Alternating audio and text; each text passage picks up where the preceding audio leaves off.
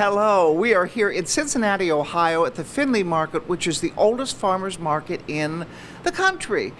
I love Cincinnati, and we're here also with Michelle Hobbs. She is the founder of Pet Once, dog food I use, and we also want to show a happy customer over here. This is Cappy, who's getting his treats on right now.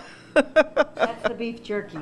The beef jerky. Okay, Michelle, come over here, and here we go. You are the founder of Pet Once. What is your motto, and then what is your mission? Well, I mean, basically, we strive to be a brand that is serving service quality and integrity. Mm-hmm. And I think that when we first opened, we found out that there was a lack maybe of integrity in the industry. So we went the opposite direction and focused more on the integrity and the honesty of the ingredients. And you came up with all the formulas that you want to do, but you didn't know anything in the beginning about nutrition. You've learned a lot as well. Well, I mean, in the beginning, the plant worked on all the formulas, right, and really that was their inspiration. I told them what I was looking for, right. And at the time, you know, I would look for a gluten-free product. And nobody was doing that back in 2010. No, okay. They weren't doing it back then. The other thing was that we wanted something that was fresh. You know, when you open up in the state of Ohio's oldest farmers market, you better have a fresh product, because the people who were coming here and the people that we were thinking about could use our services care a little bit more about what they put in their body.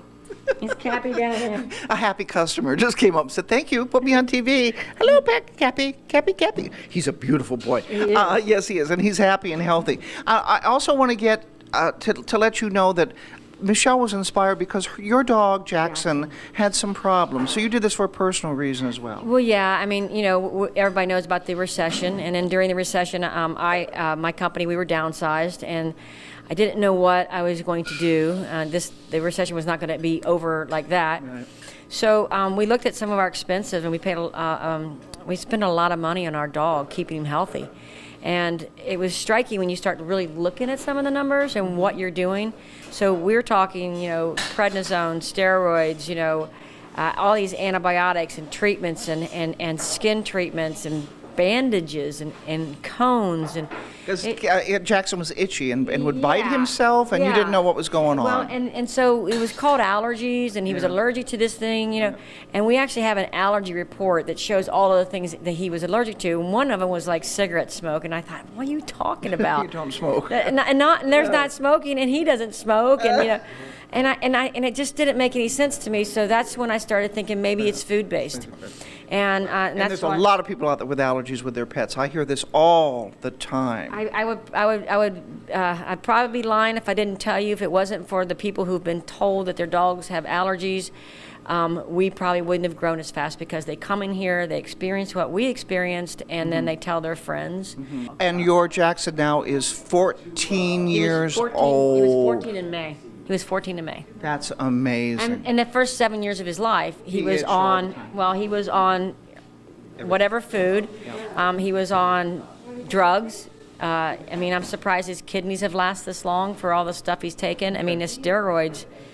I mean, these injections were, you know, monthly. Mm-hmm. There are no byproducts in our foods. There are nothing that, you know, like the chicken that we use. It is purchased from a plant that produces chicken that you would buy at Kroger. Oh, and the other thing is, it's every month. I have my Pet Once delivered every single month. So you don't want to buy 60 pounds and leave it in the basement, right? And that's kind of what I think consumers got used to. They got used to saying, okay, this 60-pound bag is so much cheaper if I buy it like this, and it's such a pain in the butt to come to buy it.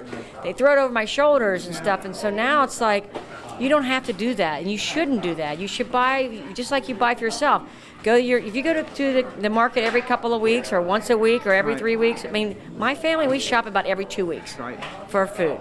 And so that's what I say. Go in every 2 weeks for your dog the same way. And you'll save on vet bills because your dog will be healthy. And they do delivery, which is what I do. Pet Once, people want to know more about you. They want to know more. Maybe Pet Once is not in where you're watching Pet Pals TV right now.